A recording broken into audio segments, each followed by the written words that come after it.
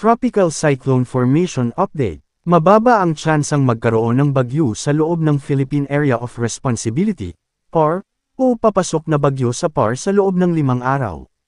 Mga dapat malaman. Walang bagyo.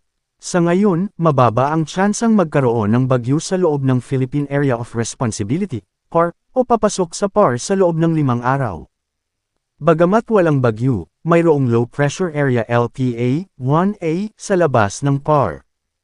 Forecast weather conditions. Dahil sa trough nito, makakaranas ng maulap na kalangitan na may kalat-kalat na pag-ulan, pagkidlat, at pagkulog na posibleng magdulot ng pagbaha o pagguho ng lupa dahil sa katamtaman hanggang minsan malakas na pag-ulan sa nalalabing bahagi ng Zamboanga Peninsula, Basilan, Tawi-Tawi, at Palawan. Shear line. Synopsis o buod, nakakaapekto ito sa silangang bahagi ng Southern Luzon.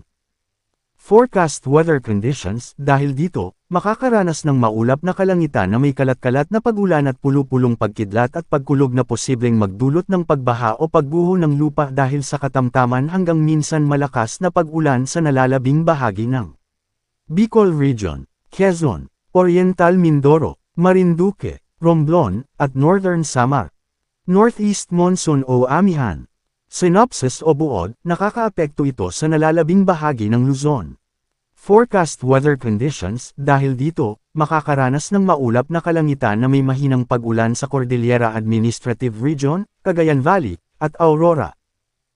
Forecast weather conditions. Dahil dito, makakaranas ng maulap na kalangitan na may mahinang pag-ulan sa Metro Manila at nalalabing bahagi ng Luzon. Easterlies. Synopsis o buod, nakakaapekto ito sa nalalabing bahagi ng bansa. Forecast weather conditions. Dahil dito, makakaranas ng maulap na kalangitan na may kalat-kalat na pag-ulan, pagkidlat, at pagkulog na posibleng magdulot ng pagbaha o pagguho ng lupa dahil sa katamtaman hanggang minsan malakas na pag-ulan sa nalalabing bahagi ng Visayas. Forecast weather conditions. Dahil dito, makakaranas ng bahagyang maulap hanggang maulap na kalangitan na may pulu-pulong pag-ulan o pagkidlat at pagkulog na posibleng magdulot ng mga pagbaha o pagguho ng lupa dahil sa severe thunderstorms sa nalalabing bahagi ng Mindanao. Ay paalala, pwede pa magbago ang forecast. Ay pinapaalalahanan ng lahat na manatiling updated sa lagay ng panahon at sa posibleng tatahakin at magiging lakas ng sama ng panahon sa susunod na mga araw. Manatiling nakatutok sa weather balita para sa bago pang updates. Don't forget to subscribe.